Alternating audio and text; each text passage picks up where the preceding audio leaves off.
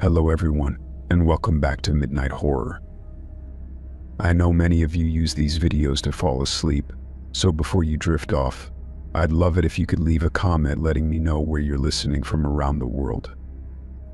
Also, don't forget to like and subscribe if you're enjoying this video. Story 1. I was house sitting for a family friend, someone I'd known since I was a kid.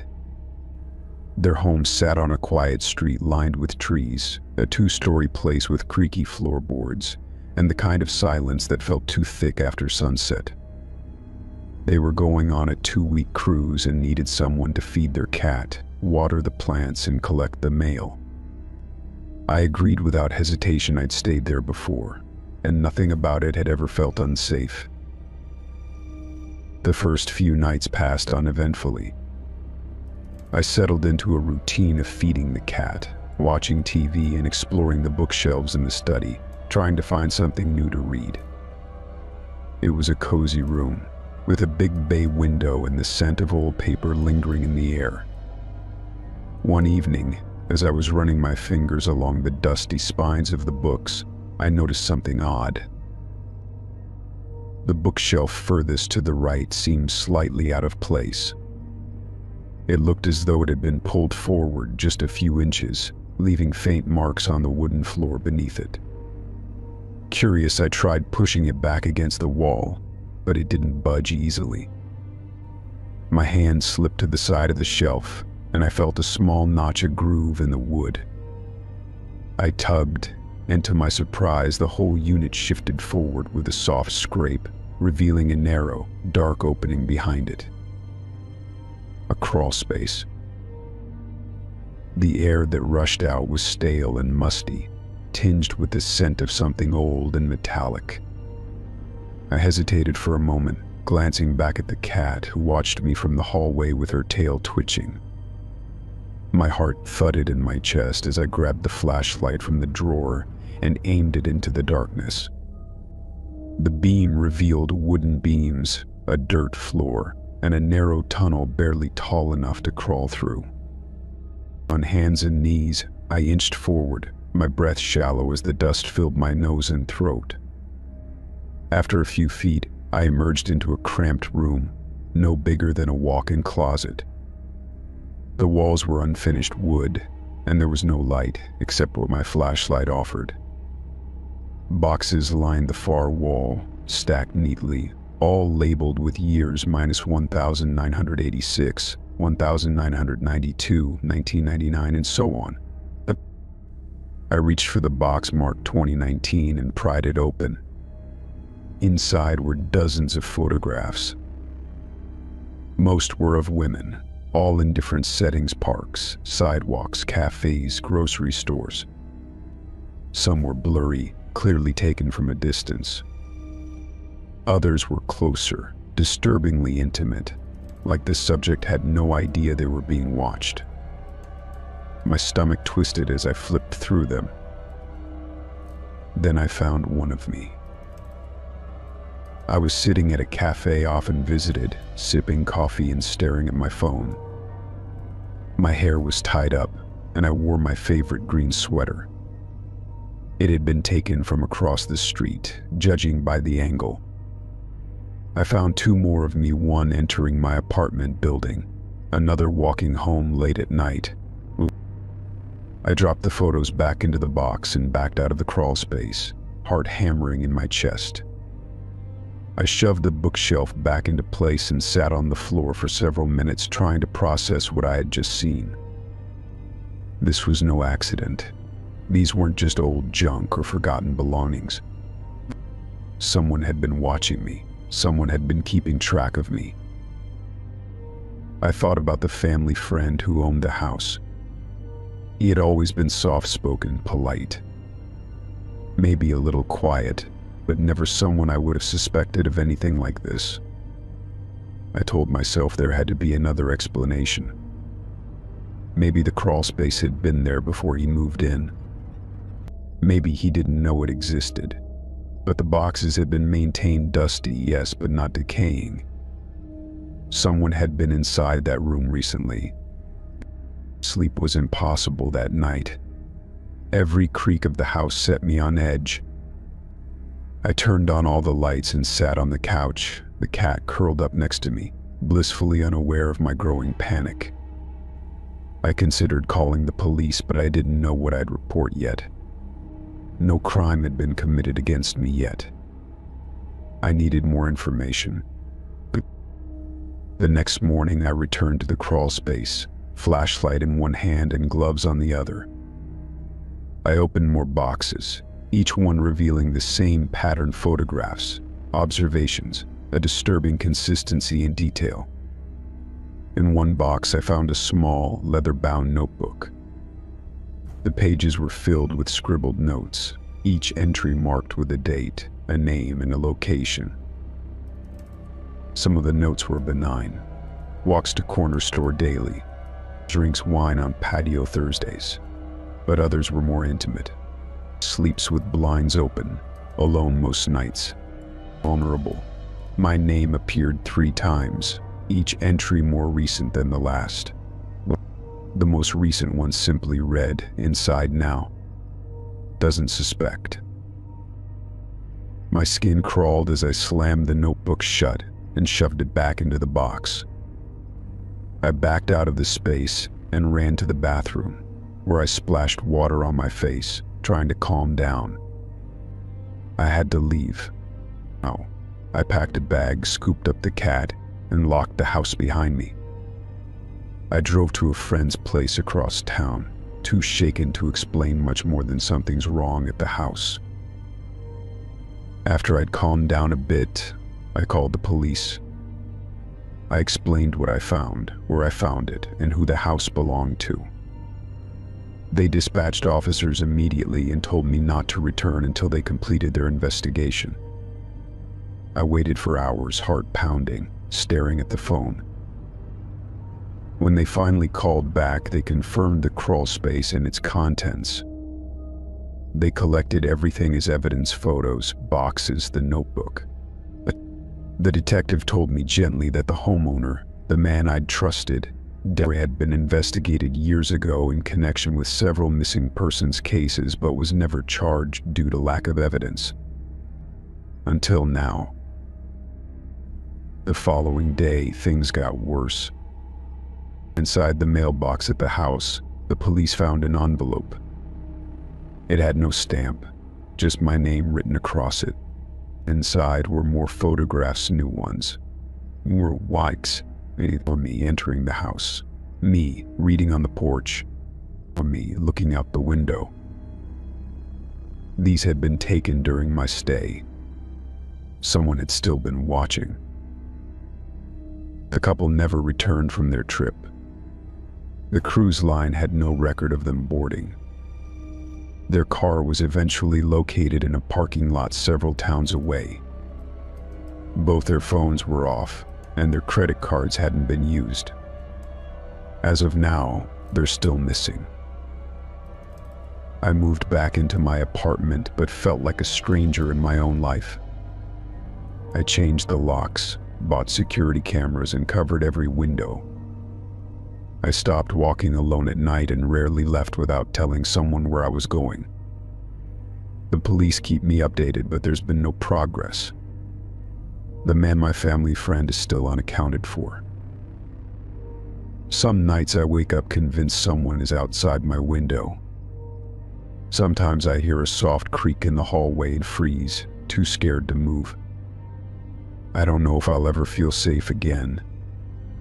All I know is that something dark had been hiding just behind a bookshelf, watching, waiting, and I never saw it coming. Story 2. My upstairs neighbor, Clara, always kept to herself. She wasn't unfriendly, just quiet in that way that made her blend into the background of the building. I'd see her occasionally in the stairwell, maybe nod and exchange a quick greeting, but nothing more. She never had guests over, and there was never any noise coming from her apartment. That's why, late one night, I found myself frozen in bed when I heard the unmistakable sound of something heavy being dragged across the floor above me.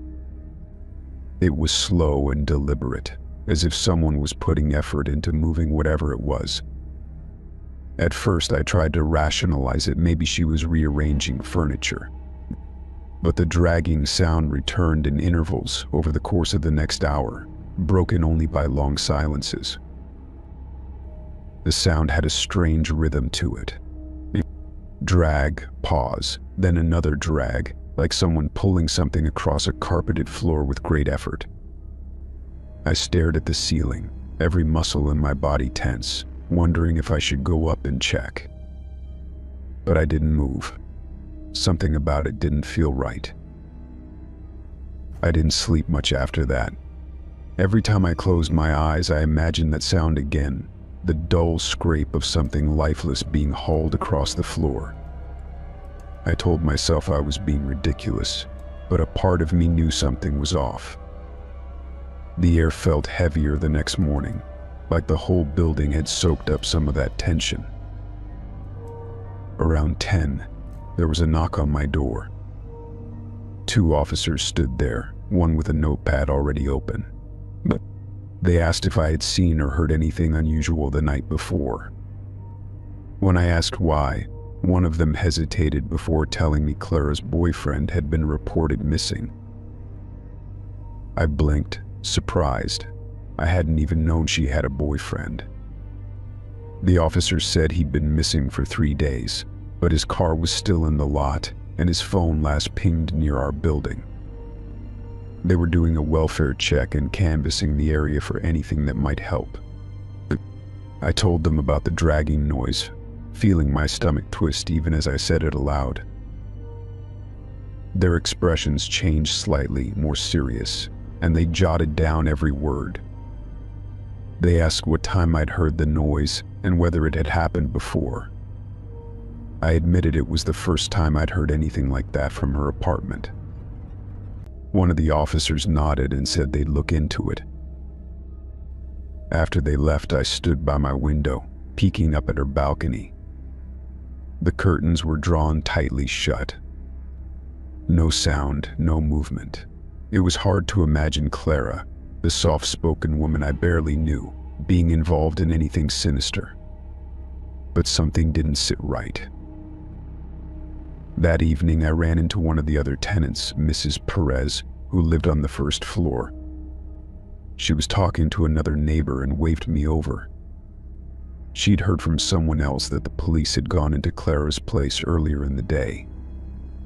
According to her, Clara had been calm but didn't let them in at first. They eventually came back with a warrant. I hadn't seen it myself, but someone swore they'd heard shouting coming from the hallway upstairs. But not Clara shouting, someone else. The thing was, no one had seen her boyfriend for a while, not since early in the week.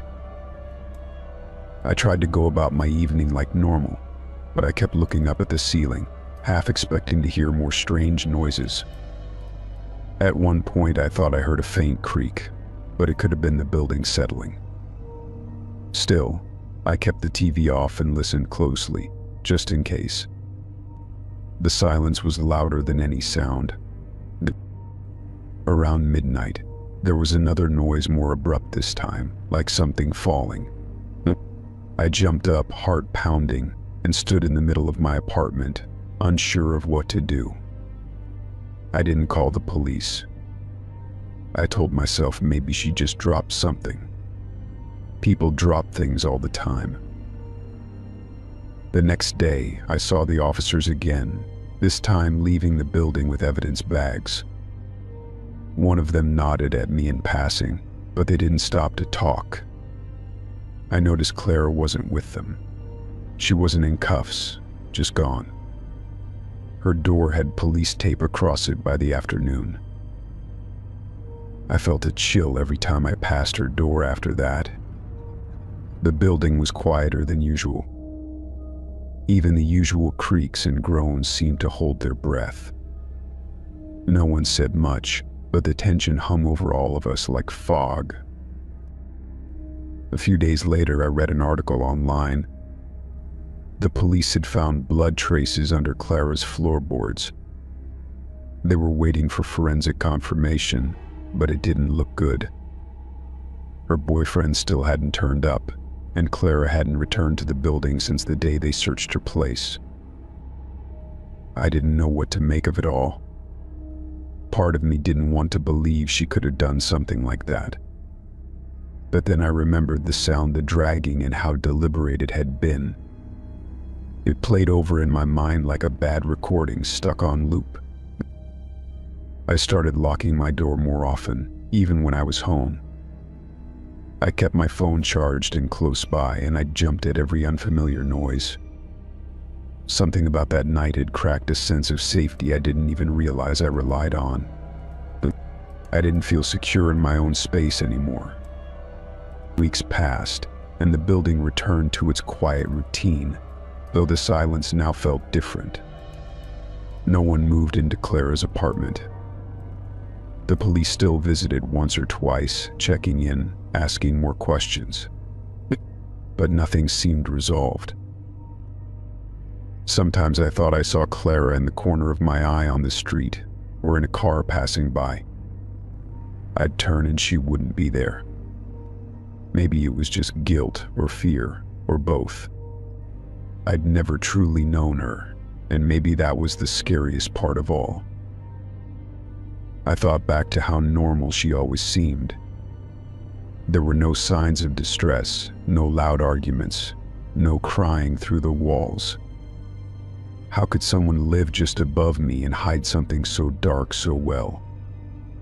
It made me rethink everything I thought I understood about the people around me.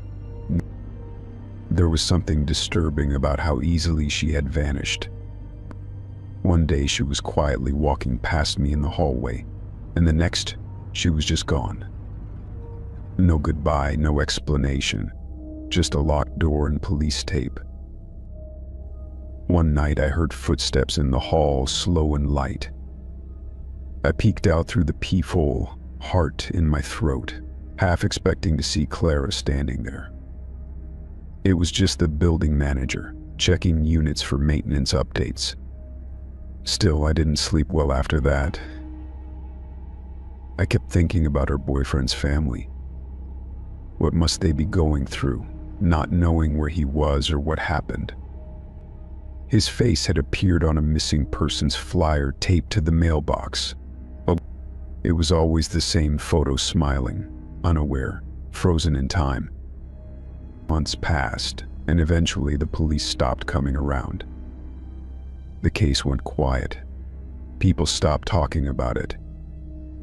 But that apartment upstairs remained empty, like a wound that never quite healed.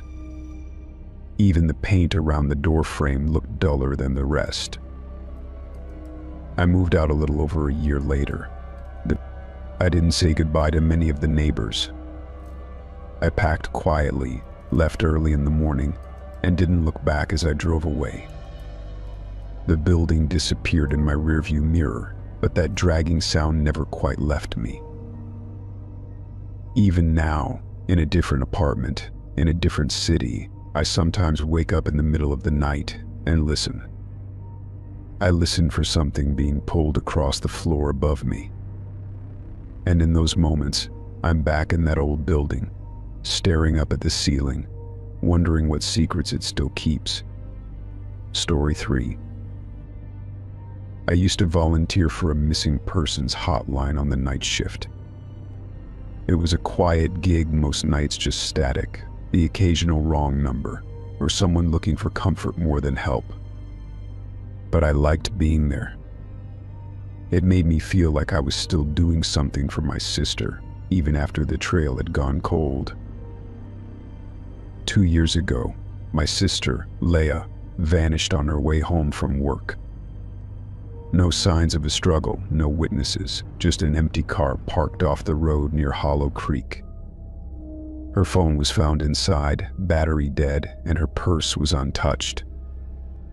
It didn't make sense then, and it still doesn't make sense now. The police searched the woods, questioned her co-workers and ex-boyfriend, even followed up on a few anonymous tips. Nothing led anywhere. I started volunteering shortly after, hoping maybe one night someone would say something, anything that could lead us to her. It was a stupid hope, but it kept me moving. The hotline became my routine, midnight to 4 a.m. 4 nights a week. Sometimes I answered a dozen calls, sometimes just one. There were moments I thought about quitting, especially on the slow nights when it felt pointless.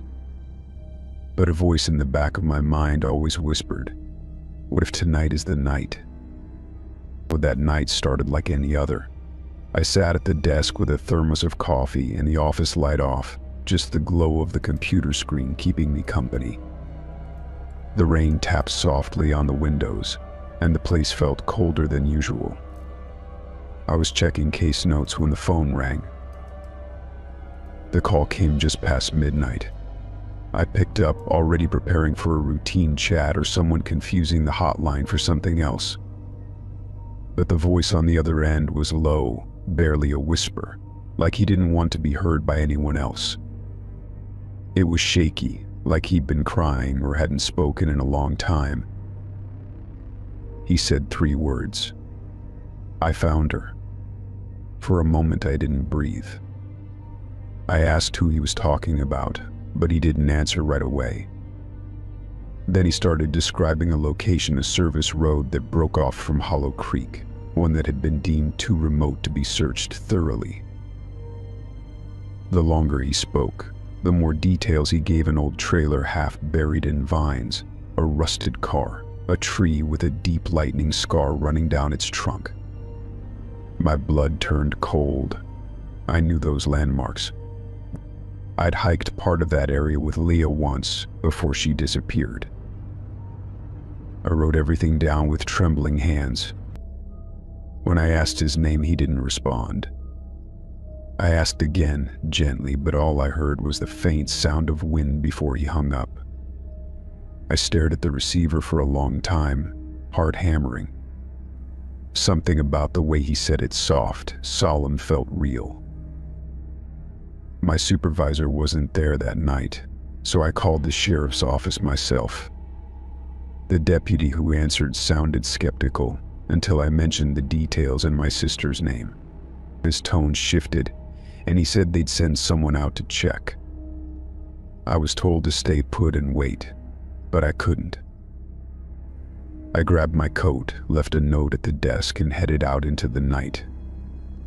The roads were slick with rain, the sky moonless. As I drove toward Hollow Creek, I kept repeating the man's words in my head. I found her. Again and again, like a chant. The service road was easy to miss, half covered in overgrown brush. I turned in and slowly navigated through the narrow path, tree branches scraping along the sides of my car. My headlights caught glimpses of movement, probably animals, but I felt watched, like something waited just out of sight. Eventually, I came to the clearing he described. There it was. The trailer slouched to one side, the door barely hanging on. The rusted car beside it was covered in moss. The lightning-struck tree stood like a broken sentinel nearby, its bark blackened and twisted. I stepped out, heart pounding in my chest. I called out Leah's name, though I knew it was pointless. The only reply was the soft rustle of leaves in the wind. I walked toward the trailer, each step heavier than the last. The air smelled like damp wood and rot. The door creaked open under my hand. Inside was a mess: broken furniture, water-damaged walls, and piles of old clothing and trash. I almost turned back when something caught my eye, barely visible under a pile of debris in the corner. I moved closer, flashlight trembling. Jacket, red, faded from time. I pulled it out and turned it over. My knees nearly gave out when I saw the inside label: Leah's name, written in her loopy handwriting. I remembered teasing her about that jacket. She bought it even though she said red clashed with her hair. My breath came in short gasps. I called the sheriff's office again, my voice barely steady. They arrived within 20 minutes. and I met them near the entrance of the trail to guide them in. They roped off the area, took photographs, and asked me to stay in my car. A deputy approached me later, face tight, gloves still on. He told me they had found human remains in a shallow grave behind the trailer. They wouldn't confirm anything yet, but I didn't need them to. I knew. I'd known the moment I touched her jacket. DNA confirmed it a week later. Leah had been buried there for 2 years, less than 3 miles from where her car was found. We had all been so close and yet completely blind. They scoured the trailer and surrounding woods for clues, but the trail was old and cold. The man who called was never found. The number was untraceable, likely a burner. There were no fingerprints, no voice match in any database. It was like he had stepped out of the shadows just long enough to tell me where to look, then disappeared again. Sometimes I wonder if he had been there the night she died. Maybe he was her killer, haunted by guilt. Or maybe he found her grave while hiding from something or someone else. Maybe he knew more but couldn't bring himself to say it aloud. Leah's funeral was quiet, closed casket. My parents sat silently through the service, eyes hollow.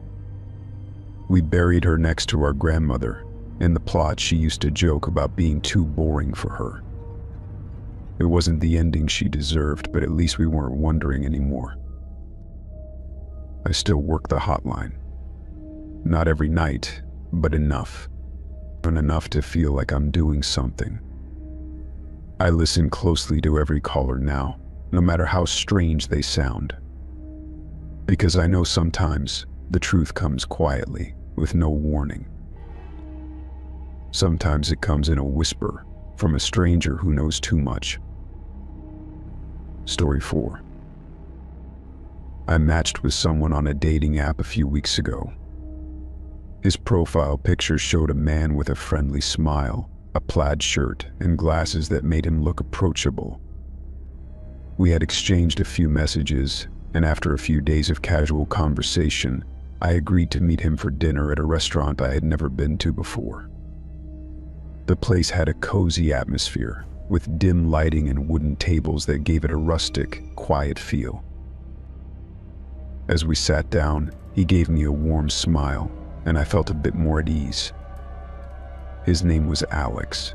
He had a calm, steady voice, and his demeanor was gentle, almost too gentle, in hindsight. The evening started off with the usual small talk: work, hobbies, favorite movies. He asked about my job, and I told him I was a graphic designer. He seemed genuinely interested in what I had to say. I mentioned that I liked hiking on weekends, and he told me he enjoyed long drives and photography. It all seemed normal, maybe even charming at first. He asked about my friends, and I brought up a few of them, carefully avoiding mentioning Mia. But I wasn't ready to talk about her. Her sudden disappearance still felt too fresh, too close. Besides, it wasn't the kind of thing you drop into first date conversation. We ordered dinner, and the conversation kept flowing. He told me he'd recently moved to the area, said he was still getting to know the town. When I asked what brought him here, he just smiled and said he liked the quiet. It struck me as vague, but not unusual. I nodded along, taking sips of water as I listened.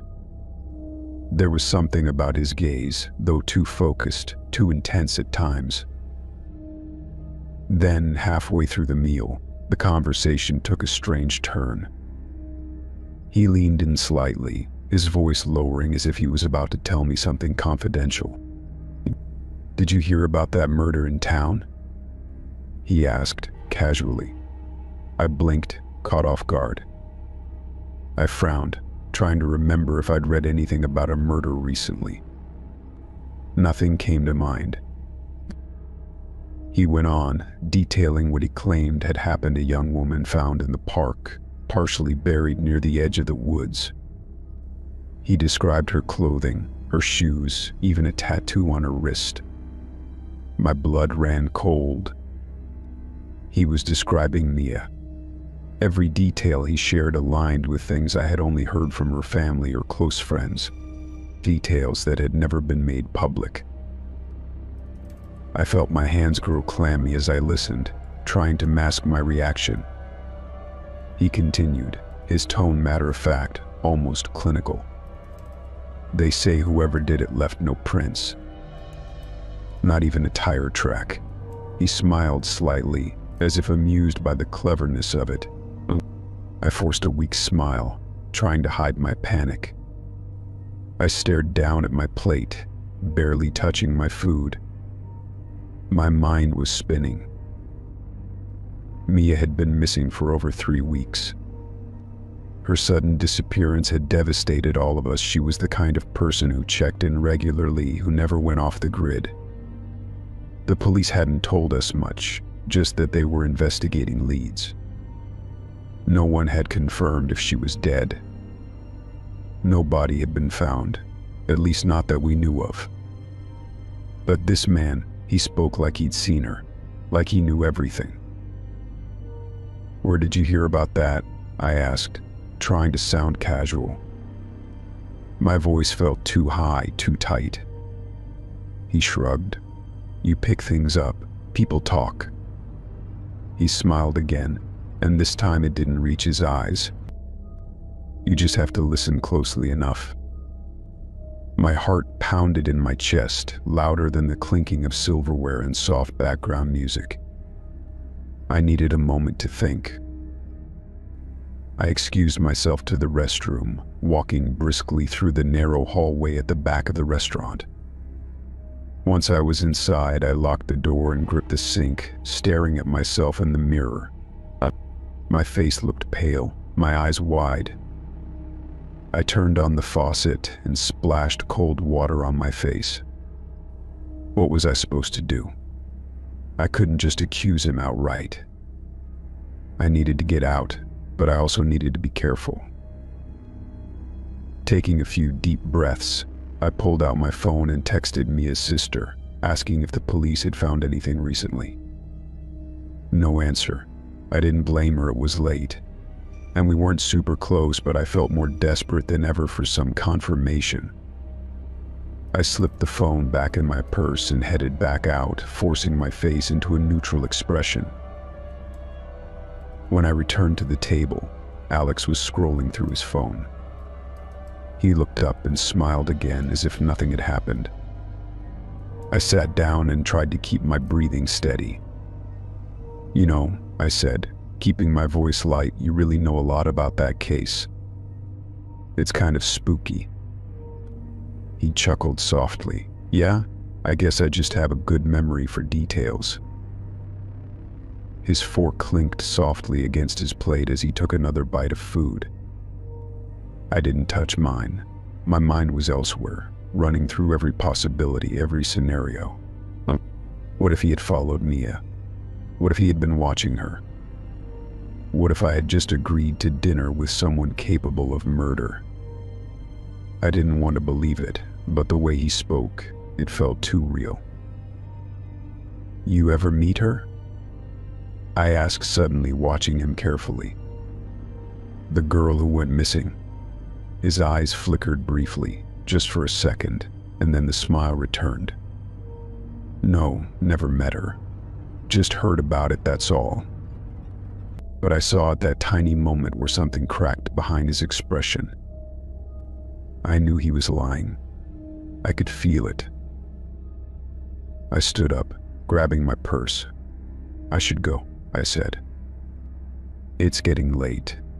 He didn't argue, just nodded and remained seated.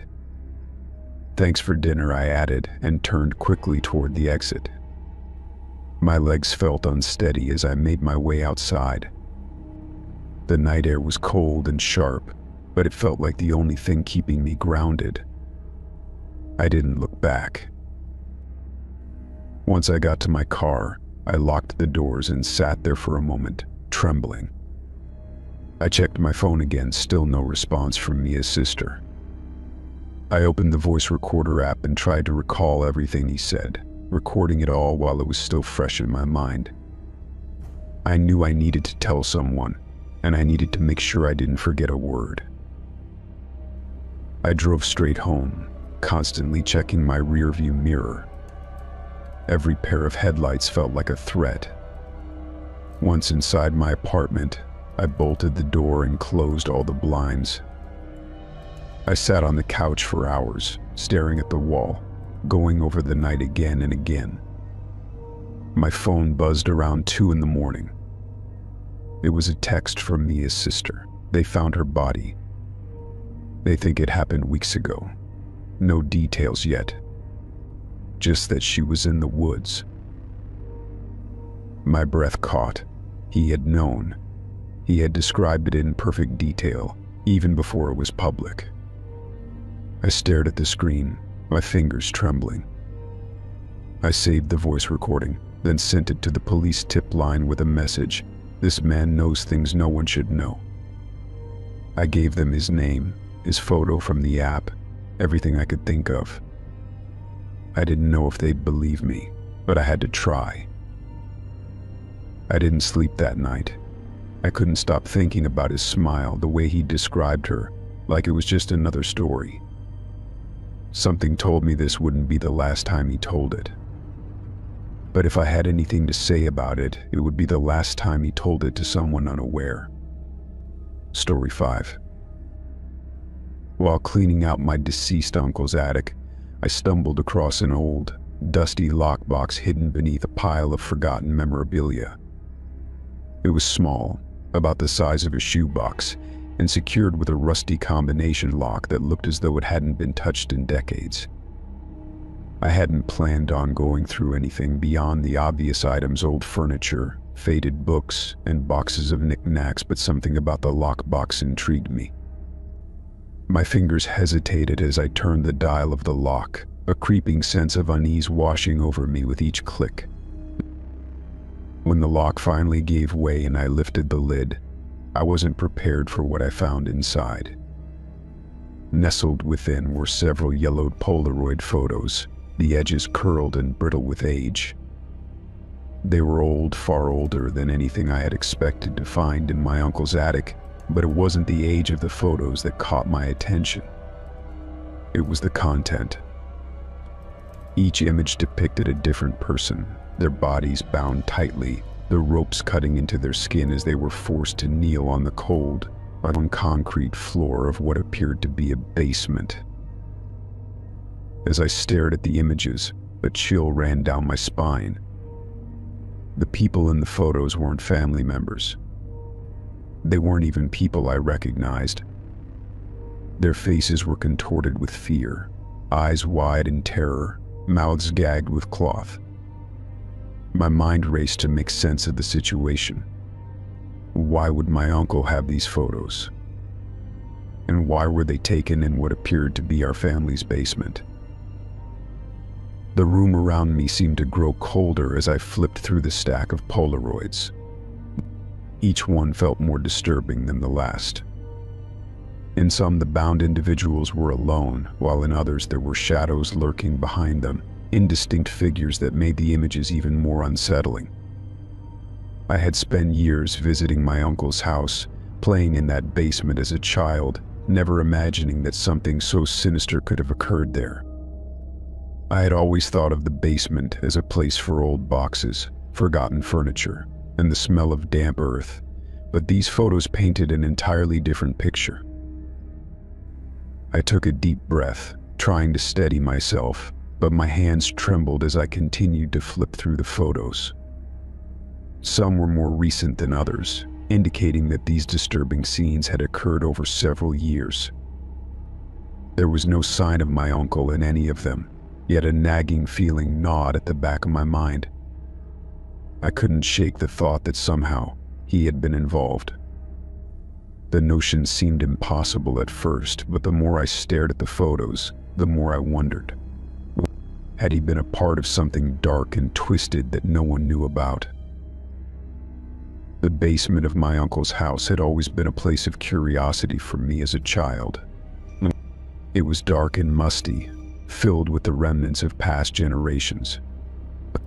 But never once did I imagine it could have been used for anything like what the photos suggested.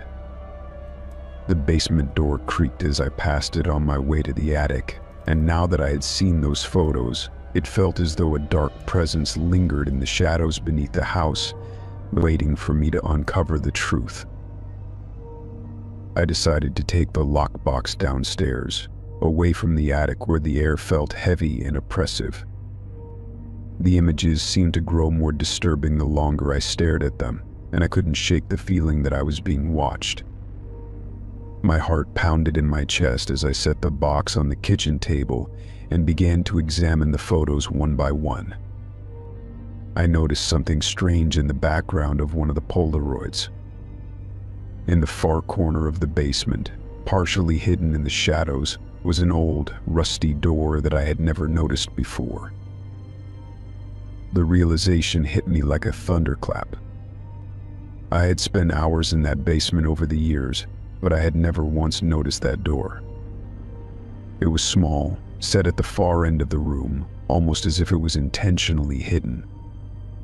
The more I thought about it, the more it seemed like a place that had been sealed off, deliberately kept from view.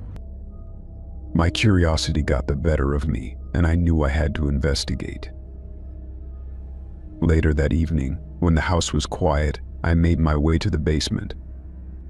The door creaked as I descended the stairs, the familiar, musty smell filling my nostrils. The basement felt colder than usual, and my footsteps echoed in the silence. I hesitated at the foot of the stairs, the eerie memory of the Polaroid still fresh in my mind. But I pushed the thought aside. I had to know what lay behind that door. When I reached the corner of the basement where the door was, I could feel my heartbeat quicken. It was just as I had seen in the photo, though now it was more real, more tangible. I reached for the handle, feeling a shiver run through me as I turned it. The door opened with a low, grinding noise, revealing a narrow, pitch-black passageway beyond. I couldn't see the end of it, but I could feel something in the air, something heavy, like a secret long buried, waiting to be discovered. I stepped inside, the darkness swallowing me whole as I fumbled for the light switch. When the dim light flickered on, I nearly gasped. The walls were covered in strange symbols, hastily scrawled in what looked like red chalk or paint.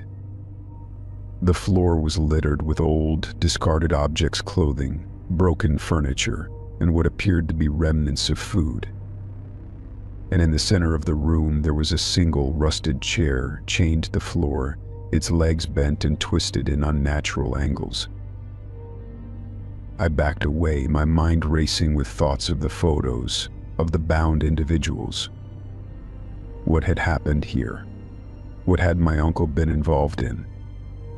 The more I looked at the room, the more I realized that this hidden passageway was no mere storage area. It was a place for something far darker, something I wasn't sure I was ready to uncover. My hands were shaking as I reached for my phone, my heart pounding in my chest. I had to tell someone, but who would believe me? My uncle had been gone for years, and all I had were these old photos, this strange room, and a sinking feeling in my gut that something terrible had taken place here. As I turned to leave, I couldn't help but glance back one last time at the chair in the center of the room. It seemed to mock me, as though it had been waiting for someone to come and sit in it. I didn't want to be the one to find out why. But even after I left the basement, I couldn't stop thinking about that room. I couldn't sleep that night. Every time I closed my eyes, I saw the faces from the Polaroids, frozen in fear. I saw the strange symbols on the wall, the rusted chains, the narrow passage that felt too quiet. It was as if the house itself was trying to hold on to its secrets, dragging me back toward them, whispering to me in the stillness. The next morning I returned to the attic, hoping to find anything that could explain what I'd seen. I dug through the remaining boxes with a desperate urgency, tossing aside old tools, magazines, and brittle books. At the bottom of one box, beneath a stack of newspapers from the 1960s, I found a leather-bound journal. The pages were worn and stained, filled with cramped handwriting that I recognized as my uncle's. My hands trembled as I opened it and began to read. The entries were disjointed, cryptic, as if he'd been trying to confess without truly explaining. He wrote of cleansing rituals, of those who wouldn't be missed, and of a voice in the walls that had guided him. The voice told him where to find them, told him what to do.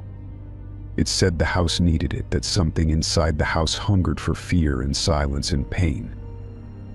He'd written that he was only a vessel, not the cause. I dropped the journal and stumbled back. My throat felt tight, my skin cold. Whatever my uncle had been doing, he believed the house was somehow alive, and that it had demanded sacrifices, that the basement wasn't just a room, it was a mouth. And now, with him gone, I couldn't help but feel it watching me, waiting, as if it wanted to see what I would do next. Story 6. I lived in a quiet suburban neighborhood where everything seemed perfect. The houses were neatly kept, lawns freshly mowed, and neighbors always waved when passing by. It was the kind of place where nothing out of the ordinary ever happened, and people followed their routines without much deviation. That all changed when the new couple moved in next door. At first, they were just another addition to the street. The husband was tall, dark-haired, and had a friendly, almost rehearsed smile. The wife was petite with long, dark hair, and she always seemed to have a nervous energy about her. They would wave as they unloaded boxes into their new home, and we'd exchange pleasantries whenever we crossed paths. There was nothing about them that raised suspicion in the beginning. But after a few weeks, I started to notice things that didn't sit right. The wife was almost always home, often seen through the curtains, staring blankly out the window. Sometimes she'd be in the backyard at odd hours, pacing slowly as if trying to make a decision. The husband, on the other hand, kept to himself. He left early each morning and came home late, rarely speaking to anyone. I never saw him do anything in the yard, never noticed him chatting with the neighbors like most of us did. They didn't seem to have any friends or family visiting, and their house remained quiet, lights dim most nights. Then one night, everything changed. I had stayed up late watching a movie, and just as I was about to turn off the TV, I heard a car start outside. It was nearly 2 in the morning. Curious, I peeked through my window, pulling the blinds just enough to see the street. That's when I saw her. The wife was outside, moving quickly and looking around in every direction. In her hands, she carried what looked like a bundled-up tarp, dark and heavy. My eyes adjusted to the street light, and I could just make out that the tarp was stained dark patches that looked like they were still wet. She struggled to drag it across the driveway to the trunk of their car. There was no one else in sight. The neighborhood was silent, the kind of silence that makes even the softest noise sound loud. I watched her wrestle with the trunk, finally getting it open and heaving the tarp inside with effort. Her hands were shaking, and she kept glancing around nervously, as if expecting someone to catch her in the act. She stood still for a moment after closing the trunk, taking deep breaths and wiping her hands on her shirt. Then she turned and hurried back inside the house. I remained frozen, unsure of what I had just seen. My heart was racing, and I kept telling myself it could have been anything: old furniture, garbage, maybe even something for the dump. But something didn't add up. Why would anyone haul something like that out at 2 in the morning? And why did it look like it was soaked in blood? I didn't sleep much that night. The next morning, I waited by my window, hoping to catch some clue, maybe a follow-up trip to the car, maybe a conversation between the couple that could explain what happened. But the car was gone by the time I looked, and the house was still and quiet again. It felt like the night before had never even happened. Over the next few days, I paid closer attention. The wife looked pale, distant, and jumpy. The husband's demeanor had changed too. His smiles were gone, replaced with something colder. When they were outside together, their conversations were brief and tense, never affectionate. Something about them had shifted. One evening, I saw her standing in the yard, her eyes fixed on something in the distance. I was about to wave when I noticed her sleeves were rolled down, even though it was a warm day. It struck me as strange, but I didn't say anything. I just kept watching, my mind still haunted by the image of the tarp and the red stains. The neighborhood, meanwhile, remained unaware. People waved at the couple like always, made small talk, and carried on with their routines. I felt like I was the only one who had seen behind the curtain, the only one questioning what might be hidden under the surface of their lives. And the more I thought about it, the more isolated I felt. Then, about a week after that night, I returned home from work and saw their car in the driveway. Something about the way it was parked caught my eye. It was angled, almost hastily parked, and the trunk was slightly ajar. I walked past slowly, pretending to look at my phone, but what I saw made me stop cold. There were smears on the back bumper, faint, but clearly there. Smears that looked like blood. That night, I paced my house, trying to decide what to do.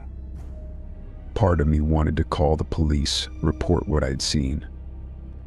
But what would I say? That I saw my neighbor carrying a suspicious tarp in the middle of the night? That I thought I saw blood? I had no proof. No body, no noise, nothing concrete. Just a series of unsettling observations. But still, I couldn't let it go. I started writing everything down: dates, times, what I saw, what they were doing. If something happened, I wanted a record. I even started taking pictures from my window, just in case. I knew how it looked, how paranoid it seemed, but I couldn't shake the feeling that something terrible had happened, and I was the only one paying attention. A few nights later, I woke up to a loud noise outside. I rushed to the window, my heart in my throat. The husband was outside, loading something into the back of the car. It wasn't a tarp this time. It looked like a large duffel bag, heavy and lumpy. He struggled with it, cursing under his breath. The wife was nowhere to be seen. I watched him drive off, disappearing into the darkness without turning on his headlights. I sat there in the dark, heart pounding, knowing I had just witnessed something important. This wasn't normal behavior. Whatever was going on in that house, it wasn't harmless. And I could no longer convince myself otherwise. The next morning, I made the call. I didn't accuse anyone of anything. I just told the police I had seen suspicious behavior, enough to make me uncomfortable. They said they'd look into it, thanked me for my concern, and that was it. I don't know if they ever followed up. There were no patrol cars, no officers knocking on their door. Life on the street continued as if nothing had changed. But I changed. I no longer felt safe in my own neighborhood. I kept my doors locked at all times, avoided walking past their house, and slept with one eye open. Every creak of the floor, every rustle outside my window made my skin crawl. And even though weeks have passed, I haven't seen the wife again. Sometimes I wonder if she ever left that night. Or if the thing in the tarp was a person, someone who would never be found. I'll probably never know the full truth, But I do know this beneath the quiet surface of our perfect little street. Something dark had taken root next door, and I was the only one who saw it. Story 7. I picked up a hitchhiker once.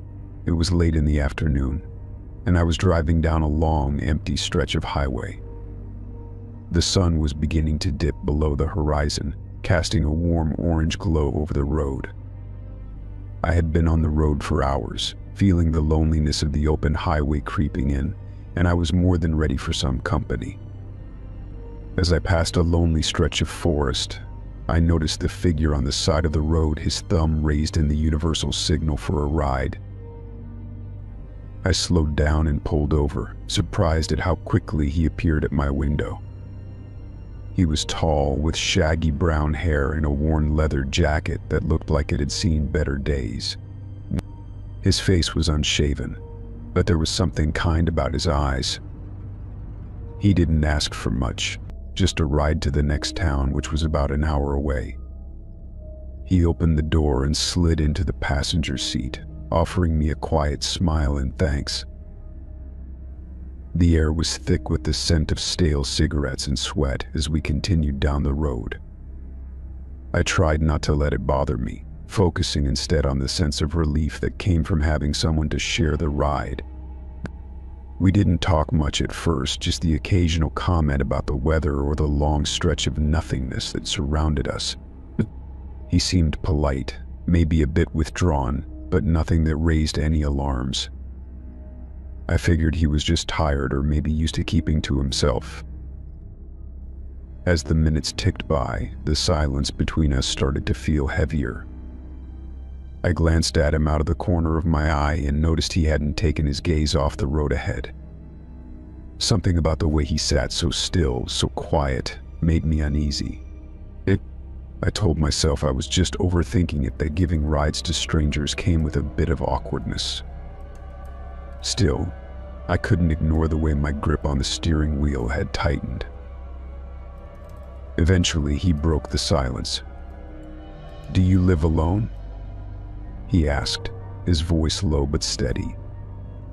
I looked at him, surprised by the question. It was personal, especially coming from someone I had just picked up. "Yeah, I do," I said, trying to sound casual. He nodded, his eyes not leaving the road. A few moments later, he asked another question. "Do you feel safe in your home?" His voice hadn't changed, but the question sent a chill through me. I gave a non-committal answer, something vague, hoping it would steer the conversation in a different direction. He didn't press, but his next question made my stomach knot. "How secure are the locks on your doors?" I didn't answer right away. My thoughts scrambled to make sense of the direction this conversation was taking. I forced a laugh and said something like, "Secure enough, I guess." He didn't respond to that. Just stared straight ahead like I hadn't said anything. I could feel my heartbeat quicken as silence settled between us again. I tried to shift the conversation to something lighter. I asked where he was from, where he was heading, if he had family around. He answered vaguely, offering short, almost dismissive replies. It was clear he wasn't interested in small talk. The more I talked, the more I realized how much he was focused on me. His questions kept circling back to my habits, my routines, my home. It felt like he was trying to map out my life.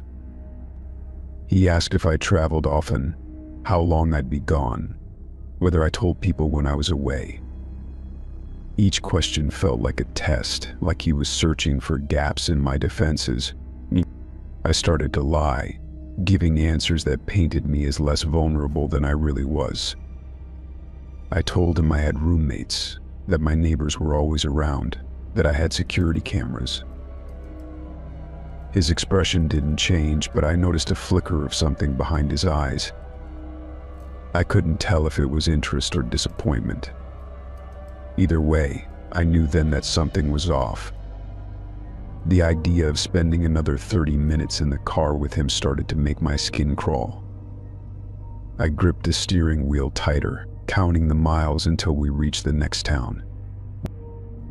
As we drove, I mentally rehearsed what I'd do if things went wrong. The towns out this way were small and there wasn't much traffic. If he made a move, there wouldn't be anyone around to help. I kept my phone within reach and tried not to show how tense I'd become. Every time he shifted in his seat, I felt my nerves spike. We passed a rest stop, and I considered pulling in, but something told me not to. I didn't want to be alone with him off the main road. So I kept driving, watching the sky darken and the headlights of oncoming cars become more scarce. Finally, the town's lights came into view, small, scattered dots that grew larger as we got closer. I told him I'd be dropping him off near the gas station at the edge of town. He didn't argue, just gave a small nod and stared out the window. As I pulled up to the curb, he gathered his bag slowly. He paused, hand on the door, then turned to look at me. "You should be careful," he said. "Not everyone you meet is as nice as you." The words sent a cold wave down my spine. I said nothing, just watched as he stepped out and disappeared into the night. I locked the doors the second he was gone, heart still racing. I sat there for a minute, trying to process what had just happened. It felt like I had narrowly avoided something bad, something I didn't want to think too hard about. I went to a diner afterward, needing time to calm down. The place was nearly empty, just a couple of truckers and a waitress who looked like she'd been working too long. I sat at the counter, sipping a cup of coffee that tasted burnt. On the wall near the register, there was a bulletin board cluttered with community flyers and local notices. One flyer caught my eye. It was a wanted poster. The photo was grainy, black and white, but I recognized the face immediately. It was him, the man I'd just given a ride. My blood ran cold as I read the details. He was wanted for burglary, suspected in multiple home invasions, possibly linked to a violent assault in another state. The poster warned that he was considered dangerous and should not be approached. I stared at that poster for a long time. I thought about the questions he had asked, the way he'd looked at me, the eerie warning he gave before stepping out of my car. I wondered what might have happened if I'd told him too much, if I'd let my guard down. I thought about how easy it had been for him to get in my car, how easily I had trusted a stranger. When I got back on the road the next morning, I kept checking my mirrors, half expecting to see him again. I changed my route, avoided quiet roads, kept my phone fully charged and within reach. I didn't pick up another hitchhiker after that. I couldn't. The fear stayed with me, buried under my skin like a splinter. That experience taught me something I'll never forget. Sometimes danger doesn't look like danger. Sometimes it wears a friendly smile and says thank you when you open the door. And sometimes you don't realize how close you came to it until it's already behind you, walking off into the night like a ghost you almost let in. Story 8. My childhood friend disappeared when we were 12. It wasn't the kind of thing you just forget. It's the kind of loss that haunts you for years, every little detail of that day replaying in your mind like a broken record. Her name was Emily, and she was my best friend, the kind of friend who shared everything with you, even the things no one else could understand. We spent endless summer days together, from sunrise to sunset, running through the woods behind our houses, talking about everything and nothing at all. But one afternoon, she was just gone. The police searched for days, combing through the woods, knocking on doors, and asking everyone if they'd seen her. I remember standing there, holding a flyer with her picture on it, my heart sinking with each person who shook their head. The neighborhood felt colder after that, like it had lost its warmth with her disappearance. We all moved on, but Emily's absence left an unspoken gap in my life that no one could fill. The silence that followed was louder than anything I'd ever heard. Years passed. I went through high school, then college, always carrying the burden of not knowing what happened to Emily. I tried to keep busy, tried to live my life, but it always felt like something was missing. Whenever I'd drive through our old neighborhood, I'd glance at the woods where we used to play, half expecting to see her standing there, waiting for me to catch up. It was like a chapter of my life that was unfinished, and no matter how far I ran from it, it was always there waiting. When my father passed away, I had to return to our old house to handle his estate. It wasn't something I was looking forward to, but it had to be done. The house was just as I remembered it, quiet, with the creaking floors and the smell of old wood.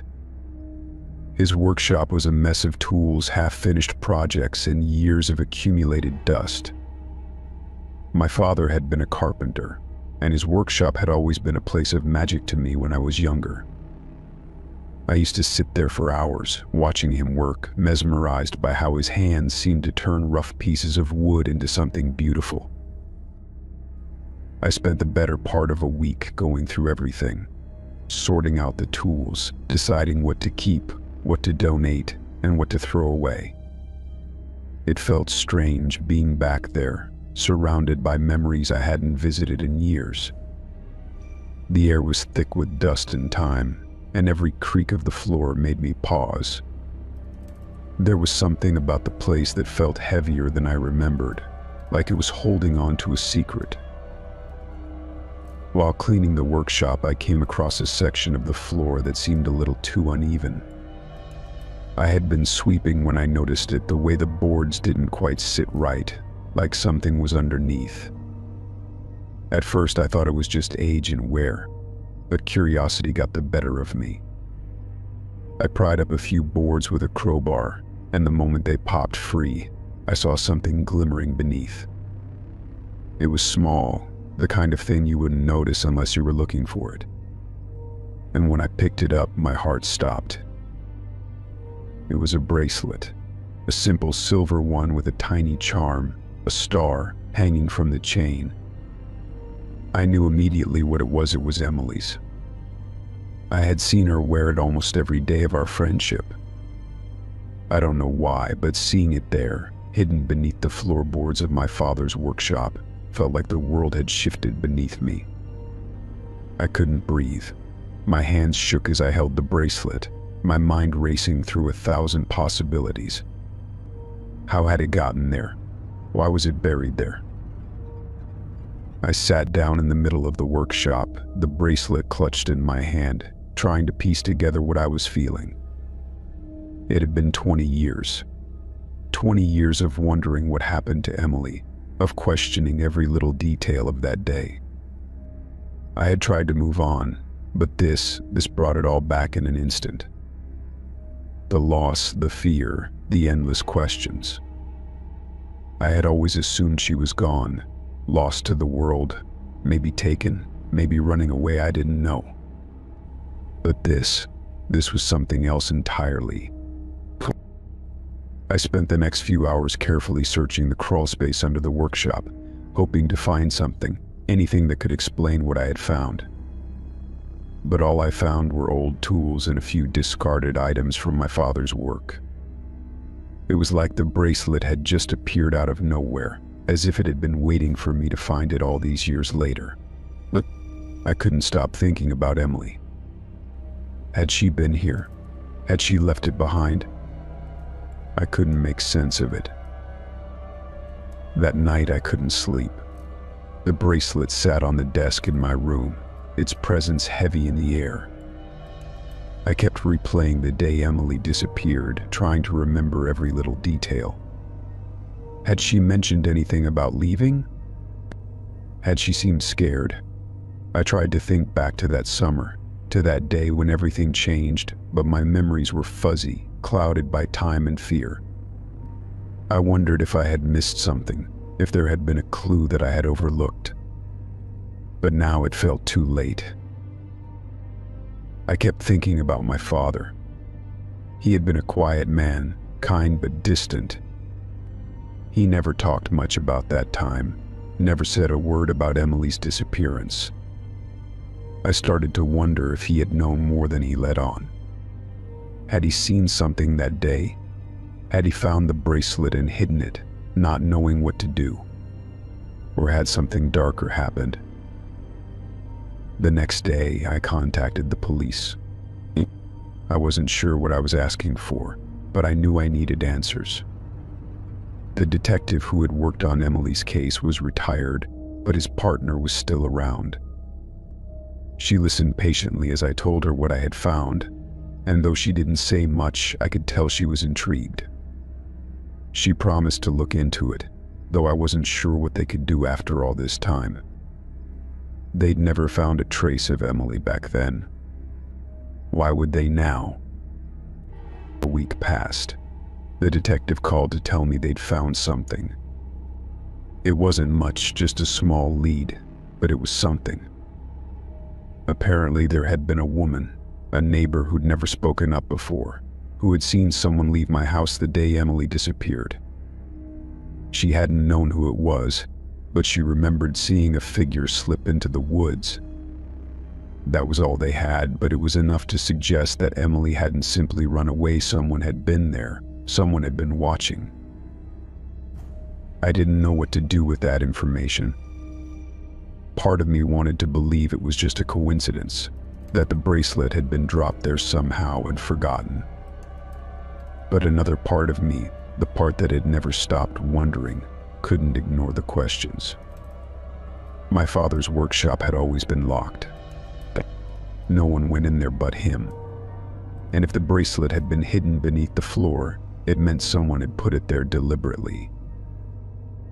For days, I walked around with a weight in my chest. I kept the bracelet in my pocket, running my fingers over it when no one was looking. I wanted answers, but I wasn't sure I was ready for them. What if the truth was worse than anything I had imagined? What if my father had something to do with it? It was a thought I didn't want to believe, but I couldn't shake it. I stood there one afternoon, staring at the empty space where the floorboards had been pulled up, the air in the workshop still and cold. I whispered her name, just once, and it felt like the room breathed with me. I didn't know what had happened to Emily, but I knew this wasn't the end. This was the beginning of something I had been waiting for my whole life, the truth. And now, no matter how dark the path ahead might be, I was ready to follow it. Story 9. It was one of those ordinary evenings when everything felt too quiet. I had just come back from work, still in my uniform, and decided to take a walk around the neighborhood before settling in for the night. As I walked down the side street to my apartment, something caught my eye near the curb, a small, black USB drive, partially buried in the dirt. It looked like it had been there for a while, but I couldn't understand how it had ended up outside my apartment. I knelt down and picked it up, brushing off the dirt. It was just a standard drive, no markings, no label. I stared at it for a few moments, unsure of what to do. My curiosity got the better of me. Maybe there was some lost file or someone's forgotten data on it. I figured I could always format it if it was nothing important. Back in my apartment, I plugged the drive into my computer. The screen flashed briefly, then a folder opened, revealing a series of video files. They were all labeled with dates and times, but nothing else. A strange chill ran down my spine. I clicked on the first video, and the file started playing immediately. The first video was shot from a distance, the camera unsteady. I recognized the view immediately. It was from outside my apartment across the street just after sunset. The angle was perfect, as if the person knew exactly where to stand to get a clear shot through my living room window. I could see myself through the window, sitting on the couch, scrolling through my phone, completely unaware. I quickly clicked through the other videos. Each one showed a different time, a different angle, but always the same thing: me, going about my usual evening routine. In some, I was reading a book. In others, I was making dinner, chatting with a friend on the phone, or simply sitting in silence. All taken through my windows, all taken without my knowledge. Then I found the last video. The file name was different from the others. Instead of a time and date, it was simply labeled sleeping. My stomach churned as I clicked on it. The video started with a shaky shot, as if the person was trying to stay out of view. The camera zoomed in slowly, and I could see the faint outline of my bedroom window in the dim light of the night. The camera held steady for a few moments, and then the focus shifted toward my bed. I was there, sleeping soundly, completely unaware that someone was filming me. The footage lasted several minutes. I watched myself sleeping, tossing and turning in my sheets, while a soft sound of breathing filled the audio. I felt a cold sweat break out on my neck as I realized the gravity of the situation. Whoever had been filming me had been doing it for a while. Whoever it was knew exactly when I was home, when I was alone, when I was asleep. I couldn't move, couldn't breathe for a few moments. I yanked the USB drive out of the computer, almost breaking it in my panic, and stared at it for a while, not knowing what to do. I didn't know whether to call the police or try to investigate further myself. What if it was some kind of sick joke? What if someone I knew had left it there, just to mess with me? I sat down, trying to think clearly, but the paranoia started creeping in. What if the person who filmed me was still watching? What if they knew I had found the drive? I looked around my apartment, checking the locks on the doors, the windows. Everything seemed fine, but I couldn't shake the feeling that I wasn't alone. I spent the next few hours staring at the walls, unable to relax. The next day, I couldn't get the videos out of my head. I had to tell someone, but I didn't know who would believe me. I couldn't explain how I had found the drive, or how the footage had been taken. So, I did the only thing I could think of. I went to the police. I explained everything: the drive, the videos, the fear that someone had been watching me for weeks, maybe longer. They were concerned, of course, and took the USB drive as evidence. They told me they would look into it, and that they'd take my statement. They also offered to increase patrols in the area. I agreed to all of it, but a part of me still felt like I was missing something. A few days later, the detective in charge of the case called. He told me they had checked the footage on the drive and confirmed that the images had been taken through my windows. The odd part, however, was that they couldn't find any sign of forced entry or any trace of the person who had filmed me. The police suggested that whoever it was might have been able to access my apartment somehow, maybe through the roof, maybe with a key, but they couldn't confirm anything. I felt sick. The fact that they couldn't find any sign of a break-in meant that whoever had done this had been inside my apartment at some point, possibly more than once. It could be someone I knew, someone who had access to my place when I wasn't home. Over the next few days, I became hyper-aware of every little sound around me. I couldn't walk through my apartment without checking every corner, every window, every door. I couldn't stop thinking about the video of me sleeping. What if they came back? What if they were still watching? What if they were in the building right now?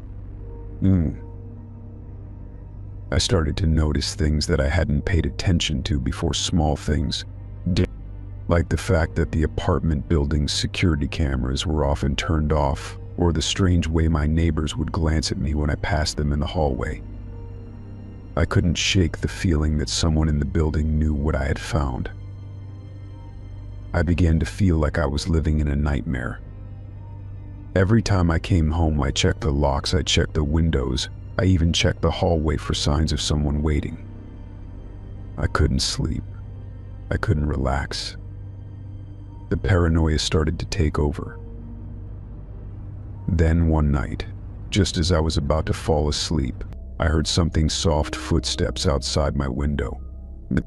I froze, my breath caught in my throat. I pulled back the curtain just enough to see if anyone was there, but the street outside was empty. But I wasn't alone. I knew that now. Whoever had been filming me had been inside my life, watching me, waiting for me to realize the truth. And now they were still out there, waiting for the right moment to return. Story 10. I had been working as a private investigator for a few years, mostly handling standard cases like infidelity, missing persons, and background checks. Most of the time, the work was mundane, following someone, taking photos, gathering evidence. But then came the case of Stephen McAllister, a man whose wife suspected him of cheating. Little did I know that this case would spiral into something much darker. I was hired to follow Stephen after his wife, Emily, noticed a series of strange behaviors, unexplained late nights, unexplained phone calls, and a general shift in his attitude toward her. The usual routine was simple enough. I'd tail him, take a few pictures of him with a woman or entering a hotel, and send them to Emily. But Stephen had a way of being elusive. He wasn't careless, and he wasn't the type to make it easy to get a shot. That only intrigued me more. For weeks, I followed Stephen around town, his every move planned with precision. I wasn't getting much, but I was patient. There was a nagging feeling that I wasn't just dealing with a standard affair. One late afternoon, after he left his office, I decided to follow him to a more remote part of town, an area I hadn't been to before. It was a dense patch of woods on the outskirts, far from the city lights, a place few people ever ventured to. Something about his detour caught my attention. I parked my car some distance away, keeping my distance and watching through binoculars. Stephen parked his car just off a narrow dirt road, one that led into the woods. He stepped out of the car with a large duffel bag slung over his shoulder and began walking toward the trees. I felt a wave of unease wash over me, and for the first time I considered turning back. But I'd come this far, and I couldn't abandon the case now. I grabbed my camera, tucked it under my jacket, and silently followed. The woods were quiet, the kind of silence that pressed against your ears. Stephen didn't seem to notice me, or if he did, he didn't care. He walked briskly, his steps purposeful, as though he had been there before. After a few minutes, he reached a small clearing. He dropped the duffel bag to the ground and started to dig. The shovel he carried sliced through the earth with surprising ease, the motion so methodical it was almost mechanical. I crouched behind a cluster of bushes, keeping as still as possible, praying he wouldn't spot me. The scene was bizarre. I couldn't fathom what could be so important that Stephen would risk being caught here, alone, in the middle of nowhere. After a few minutes, he stopped digging and reached into the bag, pulling out a large, heavy-looking object wrapped in a black tarp. It wasn't small, and it certainly wasn't trash. My heart began to race, and the reality of the situation hit me hard. This wasn't an affair. This wasn't a simple betrayal of trust. Stephen unwrapped the object, revealing what appeared to be a large box, its edges jagged, covered in what looked like dirt and grime. My first instinct was to think it was some kind of old furniture or a discarded relic. But then, as the moonlight broke through the canopy above, I saw something that made my blood run cold. There was a faint reddish stain on the edges of the box, and the shape of it didn't sit right. It was too uniform, too square. He pulled out a crowbar and pried open the lid. The box creaked as it opened, revealing a collection of items.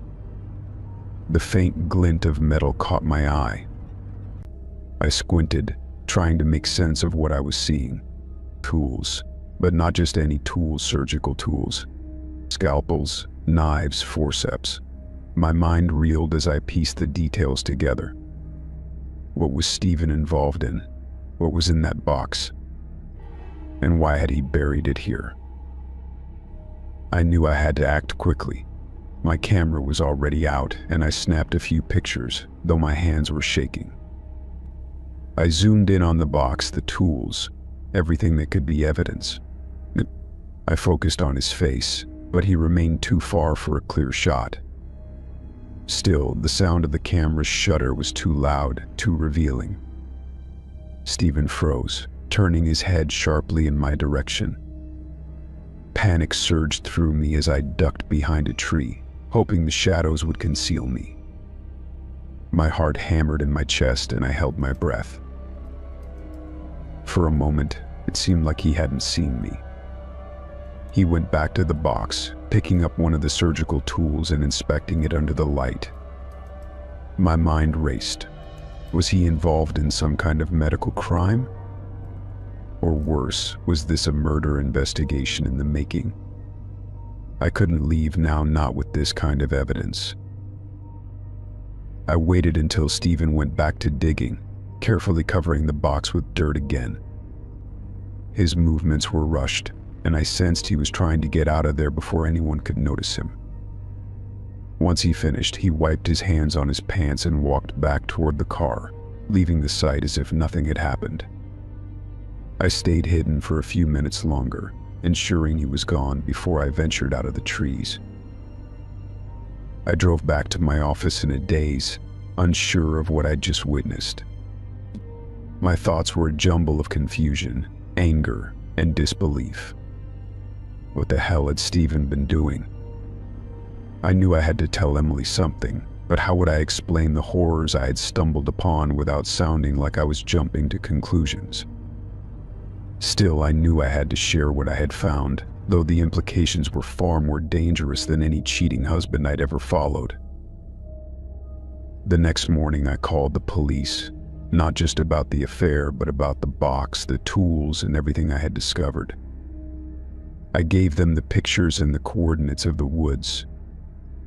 They took me seriously, and a team was dispatched immediately to investigate. What they found buried in that clearing wasn't just medical instruments, it was worse than that. The remains of a body were uncovered in the box, wrapped and preserved in a way that made it clear this wasn't an accident. Stephen was arrested within days. The investigation revealed a chilling secret. He had been running an underground operation, offering illegal medical procedures to people desperate enough to pay for them. The people in that box had been clients who had disappeared.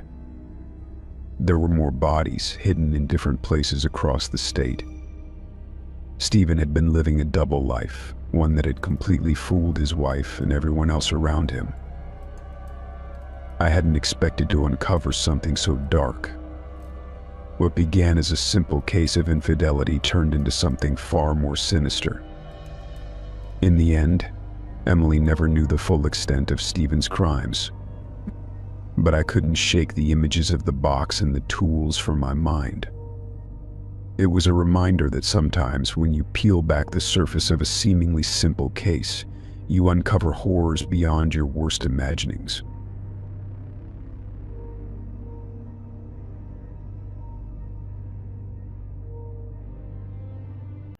Story 11. I've always been a night owl, especially when I'm working. My job as an audio editor for a true crime podcast is demanding but thrilling, allowing me to immerse myself in stories about murder, disappearances, and cold cases. And I spend most of my nights hunched over my desk, headphones on, listening for the smallest details in police recordings, 911 calls, and interviews. It's a job that requires precision, a sharp ear, and an unshakable stomach for the horrors of the world. One night I was editing a particularly intense episode about a string of mysterious disappearances in a small town. The case had caught my attention immediately. Several young women had gone missing over the course of a few years, and no one had ever been able to figure out who was responsible. The 911 calls were chilling, full of frantic voices, desperate for help, but all too often arriving too late. It was the kind of case that made me think about all the times I'd passed by those missing persons posters on telephone poles without giving them much more than a passing glance. I was deep in the editing process when I came across one of the 911 calls that seemed a bit off. It was a call made during the early hours of the morning from a woman who had heard something strange coming from her neighbor's house. She was whispering to the dispatcher, almost as though she was afraid to make a sound. There was something eerie about it, but what really caught my attention was the faint sound in the background, someone's voice, almost too familiar to ignore. At first, I thought it was just my tired ears playing tricks on me, but I paused the track and rewound it. The voice was unmistakable. It was my roommate, Sam. I couldn't believe it. There, amid the chaos of a true crime recording, was Sam's voice, clearly audible, and yet I had no idea how or why it was there. I leaned back in my chair, my heart rate quickening as I replayed the clip, hoping to hear a mistake, some sort of audio glitch, but it was definitely him. I had to know more. I immediately sent a message to Sam asking if he had been involved in the case I was editing. He replied a few minutes later, a simple text that read, "What are you talking about?" It didn't help me at all. I couldn't shake the feeling that something wasn't right. Sam had never mentioned being involved in any police investigations, let alone a missing persons case. I couldn't focus on the podcast anymore. I sat there for what felt like an eternity, listening to the recording over and over, the faint echo of Sam's voice cutting through the silence of my apartment. The more I listened, the more I realized that his voice wasn't just a passing background noise. He was speaking, albeit quietly, but he was there, and whatever he was saying didn't make sense in the context of the call. At one point, it sounded like he was whispering the name of the woman who had called in, Carla. He wasn't speaking to her, but his voice seemed so deliberate, so calm amidst the chaos. The voice on the recording wasn't one of a panicked witness or concerned neighbor. It was the voice of someone who knew too much, someone who wasn't where they should have been. I spent the next few hours going back through the case notes, trying to piece together any possible connection between Sam and the missing persons case. As far as I knew, Sam didn't have any ties to the victims or their families. He was a quiet guy, mostly keeping to himself and working from home. We shared an apartment, but our lives outside of that were separate. He didn't talk much about his past, but nothing seemed to indicate that he had any involvement with anything criminal. But that voice, it was undeniable.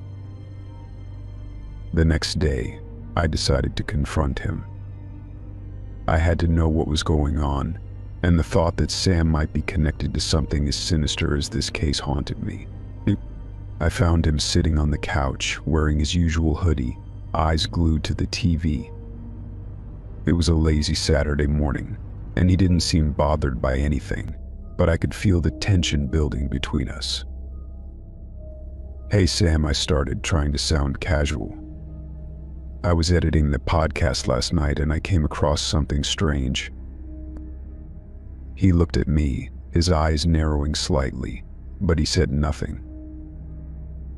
"There's a 911 call in the episode, and I'm pretty sure I heard your voice in the background." "What's going on?" I blurted out. His face went pale. For a split second, I thought I saw him stiffen, his posture changing from relaxed to rigid, but he quickly masked it. He shrugged, trying to make it seem like it wasn't a big deal. "You're probably just hearing things," he said, avoiding my gaze. "I don't know anything about the case you're working on." But there was something in his tone, something off about the way he said it. I could tell he was lying, and my heart dropped into my stomach. He had a nervous energy about him, like he was trying to cover up something he didn't want me to know. "I'm not imagining it, Sam," I said, my voice firm. "I heard you. You were whispering during the call. What's going on? Are you involved in this case somehow?" Sam's expression faltered. His lips pressed together into a tight line, and for a moment he didn't speak. The silence between us stretched until it felt suffocating. "I didn't mean for you to find out," he muttered finally. "I thought I could just stay out of it, but I couldn't. It's more complicated than you think." I waited, holding my breath, not knowing what to expect. "I was there the night she disappeared," Sam confessed, his voice barely a whisper. "I saw the whole thing, but I didn't know what to do. I didn't want to get involved, so I stayed quiet and I kept my distance. But I knew what happened, and I couldn't just let her go without anyone knowing the truth." My mind raced as his words sank in. Sam had been there, at the scene of the disappearance. He had been there when everything went down, and I had no idea. The implications were terrifying. Was he hiding something more? Was he involved in the crime itself, or was he simply a witness? The uncertainty gnawed at me. "I was just trying to help," Sam added, his voice shaky now. "I thought maybe if I stayed out of it, no one would suspect me, but I couldn't keep quiet any longer. I don't know if I can keep this secret anymore." I was left standing there, reeling from his confession, unsure of how to respond. The truth of it all hit me like a freight train. My roommate, the quiet man I thought I knew, was connected to a crime I was editing a podcast about. But my own life, it seemed, had taken a turn I could never have imagined. Story 12. I was babysitting for the Hendersons on a Friday night. They were regular clients, and their kids, Emma and Noah, were easy to look after. They had a large house on a quiet street, surrounded by tall trees and thick hedges, giving it a secluded feel. I had been there a few times before, so I felt comfortable, even though it was late and the house was eerily still. After putting the kids to bed, I settled onto the couch in the living room, flipping through a magazine. The only sound in the house was the faint hum of the refrigerator and the soft ticking of the clock on the wall. It wasn't unusual for me to be alone in the house, but tonight something felt different. I kept glancing toward the front window, noticing a car parked across the street. It was dark outside, but the headlights were off, and the car was just sitting there. At first I thought it was a neighbor or someone passing by, but when it didn't move for what felt like hours, a strange unease crept over me. I stood up and went to the window, trying to get a better look at the vehicle. It was a dark-colored sedan, parked about halfway down the street. The street lights cast dim pools of light, but the car itself was shrouded in shadow. I couldn't make out much detail, but something about the stillness of it unsettled me. It seemed like whoever was in that car wasn't planning on leaving anytime soon. I tried to brush off the feeling. It was probably nothing. Maybe someone had parked to wait for a friend or a delivery. I returned to the couch and tried to distract myself with my phone, but I couldn't shake the nagging sense that I was being watched. I kept glancing out the window, watching the car. It never moved. I finally decided to call the Hendersons and check in, just in case. They answered almost immediately, their voices warm and reassuring. I told them everything was fine, and we chatted for a few minutes. As I spoke with Mrs. Henderson, I casually mentioned the car parked outside. She didn't seem overly concerned, but asked if it had been there for long. When I confirmed that it had been there for a while, she told me not to worry and reminded me to lock all the doors before heading upstairs to check on the kids. I hung up and tried to focus on something else. But the car was still there, and now my mind was racing. I kept imagining someone sitting in the dark, watching the house, waiting for the right moment. The thought made my stomach turn. I knew I had to stay calm, but it wasn't easy. Hours passed, and I could barely tear my eyes away from the car. I was too afraid to get too close to the window, not wanting whoever was out there to see me watching them. My phone buzzed again, pulling me out of my thoughts. It was a text from a friend, but I couldn't focus on anything anymore.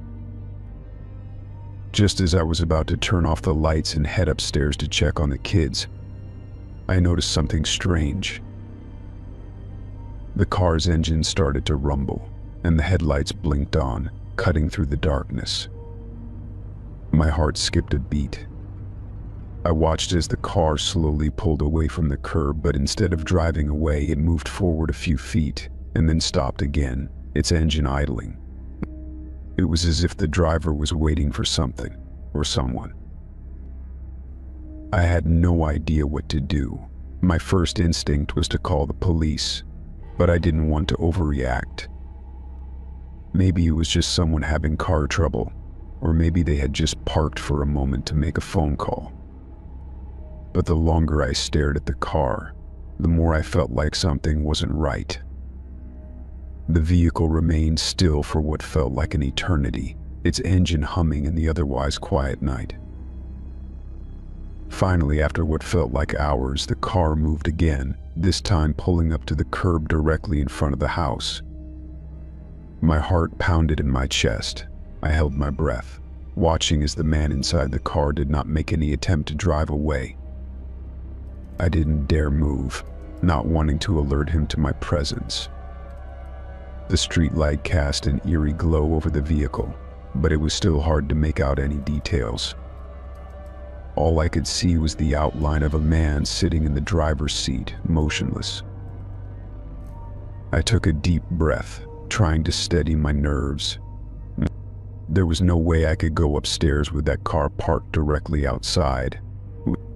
I picked up my phone again and sent a quick text to my best friend, asking her if she thought I should call the police. I didn't expect an immediate response, but my mind was too anxious to wait. As I held the phone in my hands, I finally decided that I couldn't stay alone any longer. I would call the police. Just before I dialed, my eyes locked onto the passenger seat of the car. There, in the dim light, I saw something that made my blood run cold. A pair of binoculars rested on the passenger seat, their lenses glinting under the streetlight. A coil of rope was tangled next to them, and there was a knife, its blade catching the light just enough to send a wave of dread through me. I froze, my fingers trembling as I stared at the objects in the car. It didn't make sense. Why would someone have those things in their car? Why would they be sitting there, parked outside a house, with no sign of movement for so long? The air felt thick with tension. My mind raced as I tried to piece together what I had just seen. This was no coincidence. Whoever was in that car wasn't just waiting. They were planning something, and I had no idea if I was in danger or not. I couldn't stay there any longer. I had to act, and I had to do it now. I quickly called the police, my voice shaky as I explained what I had seen. The dispatcher assured me that they would send someone right away, but they also advised me to stay inside and lock all the doors. I glanced back at the car. It was still parked there, the man sitting motionless behind the wheel, as if waiting for something. The minutes felt like hours, and I couldn't tear my eyes away from the car. Not long after, I heard the unmistakable sound of sirens approaching, growing louder as they neared. The car's headlights flickered once more, and in that moment I knew the man inside had seen them too. Without a word, he slammed his car into gear and sped off into the night, disappearing into the darkness before the police could even get close. The officers arrived minutes later, their flashlights cutting through the night as they checked the area. They found no trace of the car or the man, and I could only tell them what I had seen. They promised to patrol the area more frequently and advised me to report anything suspicious again. As the police left, I finally allowed myself to breathe. But the image of those binoculars, the rope, and the knife stayed with me long after the sirens faded into the distance. I never babysat for the Hendersons again, and I never forgot that night. Story 13. My landlord had always been a little too eager to visit the apartment. It started off innocently enough, with the occasional inspection every few months, but then he began showing up every month without fail. At first, I chalked it up to his desire to keep the place in good shape. But after a while, something about his presence started to feel off. His insistence on entering my apartment, even when nothing seemed wrong, became a red flag. One evening, after yet another unannounced visit, I found myself lying in bed, unable to shake the feeling that he had been lingering too long. I remembered him walking into the kitchen for a moment, his eyes scanning everything, from the counters to the back of the fridge. I couldn't put my finger on it, but there was something about the way he observed the space that made me feel uncomfortable. As if he was more interested in me than in maintaining the apartment. The next time he came over, I decided to take matters into my own hands. I had recently read about landlords who crossed boundaries and decided it was better to be safe than sorry. I set up a hidden camera in my bedroom, tucked away in a corner where it wouldn't be noticed. I wasn't sure what I was expecting, but I had a bad feeling about how often he showed up and how closely he seemed to monitor my every move. A few days later, I got the footage from the camera. I was nervous, unsure of what I might find. I sat down at my computer, fingers trembling as I clicked on the file. At first, the footage was mundane: him entering, looking around, inspecting the corners, checking the windows. But then, something I hadn't anticipated happened. The footage shifted to the night. I could see myself sleeping in bed, the dim light from the street lamp filtering through the window. I thought I was dreaming at first, but the more I watched, the clearer it became. The man, my landlord, was in my apartment in the dead of night. He was standing over my bed, just watching me sleep. His expression was unreadable, and I felt a wave of nausea roll through me. He wasn't just checking on the apartment, he was standing there, staring at me. I could feel my heart begin to race, my breath shallow as I saw him slowly reach down, picking up something from my nightstand, my phone. He began scrolling through it, flipping through my photos, reading my messages, his fingers lingering over the screen as if he was savoring the moment. The footage went on for what felt like hours, him rifling through my personal things, looking at pictures and notes I had forgotten were even there. He moved so silently, so methodically, that it was clear this was not the first time he had done this. My stomach twisted as I realized this wasn't just curiosity or routine checks. He had been coming into my space without my consent and invading my privacy in the most intimate way. I watched horrified as he went through my phone with an almost obsessive focus. He checked my calendar, read through my texts, and even opened personal notes I had written. The worst part came when he lingered on some photos I had taken months earlier, pictures I had forgotten about, private moments that were meant to stay just that, private. I felt exposed, violated in a way I hadn't anticipated. And the longer I watched, the more I realized how carefully he had orchestrated his visits, how he had timed them to when I would be asleep, ensuring I was unaware of his actions.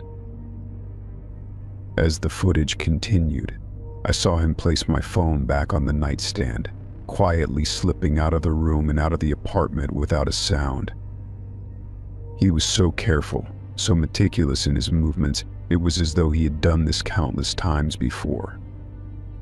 When I replayed the footage again, I could see the exact moment he had entered the apartment, his shadow crossing the threshold, his shoes making no sound as he walked through the living room, making sure not to disturb me. The realization hit me hard. This wasn't just a one-time thing. He had been doing this for months. I sat in shock, unable to move, staring at the screen. My mind raced as I tried to make sense of what I had just witnessed. Was he just some creepy voyeur? Or was there something more sinister at play? How long had this been going on? And why was he doing this? The questions spun in my head, each one more disturbing than the last. I knew I couldn't confront him directly, not without more proof, but my gut told me that I needed to take action and fast. I decided to call a lawyer, hoping they could offer some guidance on how to proceed. I told them about the camera, about the footage, and about my landlord's repeated visits. The lawyer was horrified and told me I had grounds to file a formal complaint against him. They advised me to stop confronting him on my own, as he might try to manipulate the situation, and to gather as much evidence as possible before moving forward. After that phone call, I felt both a sense of relief and growing fear. I had the evidence I needed, but now what? I couldn't continue living in the apartment with him knowing everything about me. I decided to move out. It wasn't just the invasion of privacy that made me leave, it was the realization that I had been living under the same roof as someone who had been watching me. Someone who had been in my most personal spaces without permission. I felt unsafe, exposed, and I knew I couldn't stay there any longer. The next day, I made arrangements to move into a new place. I contacted the authorities, gave them the footage, and filed a formal complaint against my landlord. They took the matter seriously, and I was told that an investigation would be launched. Though I never heard the full details, I later learned that he had been caught and charged with several counts of privacy invasion. The apartment was investigated as well, and several other tenants came forward with similar complaints about his behavior. Looking back, I realized just how lucky I had been to discover what he was doing before it went any further.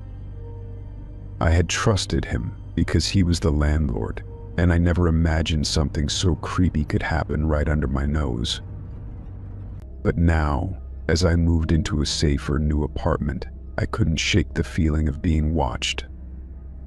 The knowledge that someone had violated my privacy so deeply left me unsettled, and it took time to regain my sense of peace. What he did wasn't just a breach of privacy, it was a breach of trust, one that I would never forget. Story 14. I wasn't looking for anything special when I stopped at the garage sale. I was just browsing through boxes of old books and furniture, looking for a way to kill time on a Saturday afternoon. It wasn't until I saw the camcorder sitting on a rickety wooden table that my attention was caught. The camera itself was nothing fancy, old, clunky, and worn, but there was something about it that intrigued me. It was one of those relics from the 90s, the kind you don't see much anymore. I figured it might make for an interesting decoration or a nostalgic trip down memory lane. The woman running the sale, a tired-looking middle-aged lady, noticed me eyeing the camcorder. "It works fine," she said, almost as if trying to convince herself more than me. "Dean found it in the attic after my husband passed. Said he used it to record family events." She smiled faintly, but there was a sadness behind it that made me hesitate for a moment. Still, I was curious. "How much?" I asked. She shrugged and gave me a price that seemed ridiculously low for something that looked so vintage. I handed over the cash and walked off with the camcorder under my arm. When I got home, I tossed the camera on the kitchen counter and forgot about it for a few hours. I was more interested in my usual weekend routine, cleaning, reading, and trying to catch up on TV shows. But as the night wore on, I started to feel an odd sense of curiosity. I hadn't actually checked if the camera worked. So, I plugged it in and pressed the play button, expecting to see some mundane family videos from the late 90s, maybe a birthday party, a vacation, or a Christmas morning. What I saw was nothing like I expected. The footage flickered on, the grainy image of a dimly lit room slowly coming into focus. It looked like a basement, concrete floors, exposed beams, and a single bulb hanging from the ceiling. But what caught my attention wasn't the setting, it was the woman in the center of the room. She was bound to a chair, her hands tied behind her, and her face streaked with tears. Her clothes were torn, and she was visibly trembling. I froze, unsure of what I was seeing. She was looking directly at the camera, pleading for help in a voice that was barely above a whisper. "Please, please, I don't know where I am. You have to help me, please." Her words were desperate, but the sound quality was so poor that I could barely make out what she was saying. The camera seemed to be filming from a distance, almost as if someone was watching her suffer but not directly interacting with her. The entire scene felt wrong, unsettling, like something I wasn't supposed to witness. The camera clicked and the image shifted. I expected it to cut to something else, maybe the camera operator or an empty room, but instead it zoomed in on the woman. She was still crying, but now her eyes were wide with terror as she glanced over her shoulder. Then a dark shape appeared behind her, moving slowly in the shadows. I could barely make out what it was, but it was enough to make my heart race. I hit pause and rewound the tape, trying to steady my breath. Who was this woman? What had happened to her? I couldn't shake the feeling that I had stumbled onto something horrific. My mind raced with possibilities, but they all felt too dark, too real. I played the tape again, watching the woman's face contort in fear as the figure approached her. The tape ended abruptly, leaving me sitting in the dim light of my apartment, staring at the blank screen. I spent the next few minutes in a daze, not sure what to do next. My fingers hovered over the camera as I thought about throwing it away, never looking at it again. But something about the footage kept pulling me in, urging me to find out more. I rewound the tape one more time, carefully examining every frame. As the woman spoke again, I caught a glimpse of a date on a calendar in the background, October 12, 2004. That date stuck with me. I immediately grabbed my phone and started searching online. My heart skipped a beat when I typed in the date October 12, 2004, missing woman. A news article popped up almost immediately. It was an old story, one I vaguely remembered hearing about years ago. A woman named Emily Caldwell had gone missing in 2004. Her disappearance had never been solved and the case had gone cold. The article mentioned that Emily had been last seen leaving work late at night and had vanished without a trace. There was no evidence, no sign of foul play, just an empty parking lot and a missing person. I reread the article several times, trying to find any connection to the footage I had just seen. Emily Caldwell's face was familiar. She was the woman on the tape. I could feel my pulse quicken as I continued to search for more information. The case had never been solved, and despite several leads, no one had been able to find her. But there in my hands, I had a piece of evidence footage that showed her bound, terrified, and begging for help. I knew I had to do something. I couldn't just sit on this information, not after everything I had seen. But what could I do? The woman in the video was long gone, and whoever had filmed the tape had vanished, leaving no trace behind. I debated calling the police, but part of me wondered if they'd even take me seriously. What would I say? Hey, I bought a camcorder at a garage sale, and the tape inside shows a woman who looks like she was held captive years ago. Oh, and the date on the calendar matches a real unsolved case. It seemed absurd, like a bad movie plot. I couldn't shake the feeling that I had to go to the police, though. But how could I explain this? How could I prove that the footage was real? I sat in silence for a long time, staring at the screen, before finally making the decision. I had to do something. I made the call. When the detective on the other end of the line answered, I told him everything. The camcorder, the woman, the tape, the date. He was skeptical at first, but after a long pause, he asked me to bring the tape in. They'd take a look, he said. He warned me that it might not be much, but they would investigate.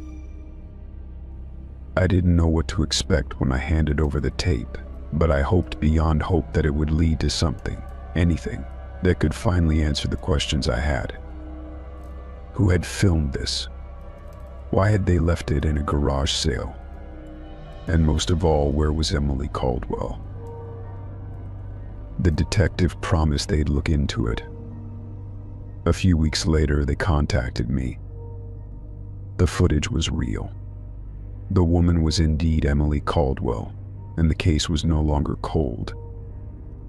The video had given them a crucial lead. They told me they were following up on new evidence, and they were cautiously optimistic about finally solving the mystery.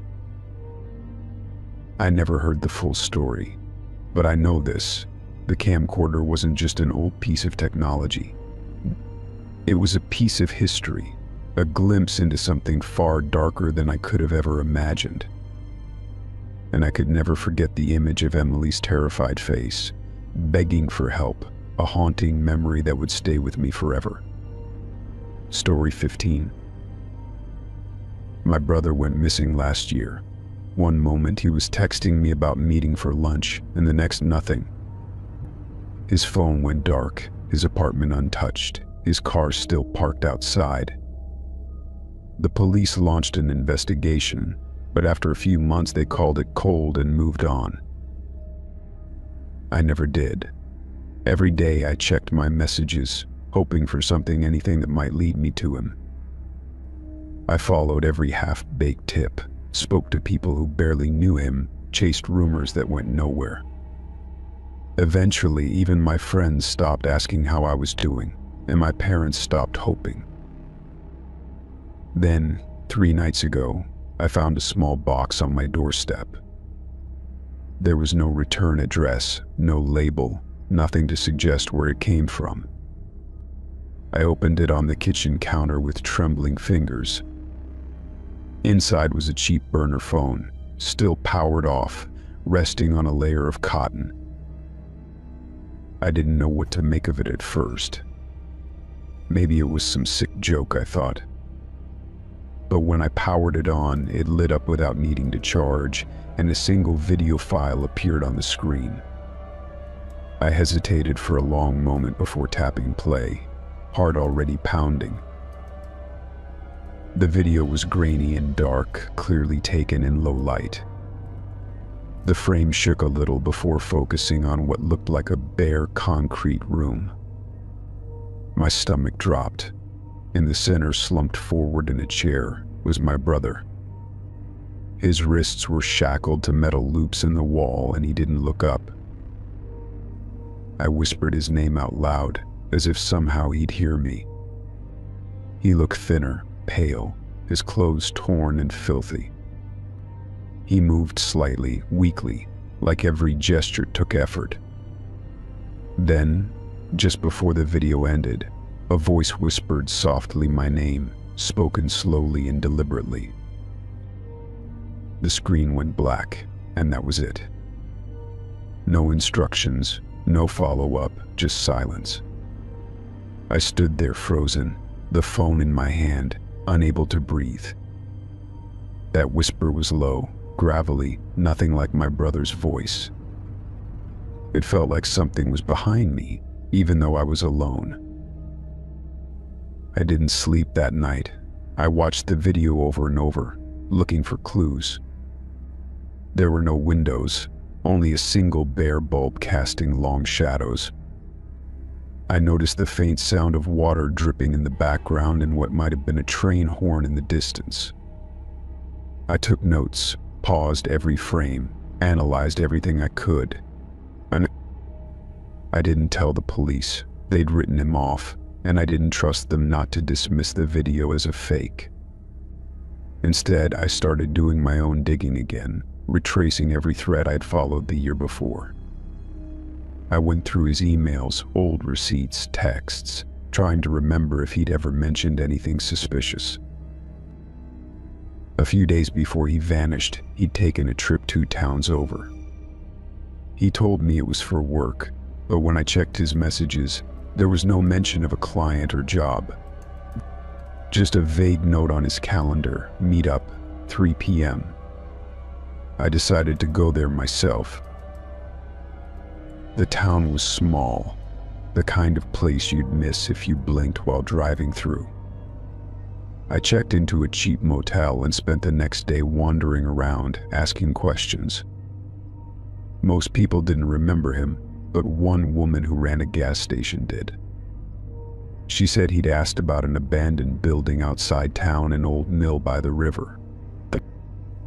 The place was about 10 miles out, hidden behind overgrown trees and rusting signs. I went just before sunset, armed with nothing but a flashlight and the burner phone in my pocket. The air felt heavy as I stepped into the decaying structure. The floor creaked underfoot, and the scent of mildew hung thick in the air. I moved slowly, calling his name a few times, though I wasn't sure I wanted an answer. In one of the back rooms, I found chains bolted to the wall. Old ones, the same kind I'd seen in the video. The room matched the one from the footage almost exactly, except it was empty now. I was about to leave when the burner phone vibrated in my pocket. I pulled it out, and the screen lit up with another video file. My fingers shook as I pressed play. This time the video was clearer. My brother looked directly at the camera, eyes wide with fear. Behind him, a figure moved in the shadows. The voice returned, whispering again my name, but slower, like it was savoring it. My brother tried to speak, but the figure stepped forward and covered his mouth. The screen went black again, leaving me alone in the silent room. I stood there for a long time, the cold creeping into my bones. I didn't know how the phone got a signal out here. I didn't care. I started recording everything: the chains, the walls, the surroundings. If he'd been here once, maybe he was still nearby. I searched the mill for hours, checking every dark corner, every creaking hallway, but I found nothing else. I went back to the motel and locked the door behind me, double-checking every window, but I couldn't sleep. I kept the burner phone on the pillow next to me, waiting for it to light up again. In the early hours of the morning, it buzzed one more time. A text this time. It said "closer." That was all. No number attached, no reply possible. I didn't know if it meant I was getting closer to finding him, or if someone or something was getting closer to me. I kept the lights on until morning, feeling like eyes were watching me through the walls. I left town at dawn, but I wasn't done searching. The next day, I received another package, identical to the first. Inside was a new burner phone, another video. This time, my brother was lying down, chained by the ankle, and he looked even worse. The same whisper echoed at the end, my name, drawn out like a taunt. I think someone wants me to find him, but not for the right reasons. It feels like a game, like I'm being led down a trail with no end. I don't know why they chose me or what they want. All I know is that he's still alive, and I'm the only one who hasn't stopped looking. I've started marking places he might be, based on the sounds in the background of each video. Trains, water, wind chimes. Sometimes there's music playing faintly, old classical pieces like something from a broken music box. They're clues, I'm sure of it, but I don't know how to put them together yet. Every time I get a new phone, I feel a little more unhinged. I keep them all lined up on my desk, each one a message in a chain I can't break. I don't know where it ends, or if I'll even survive to find out. But I won't stop until I do. I can't. He's out there,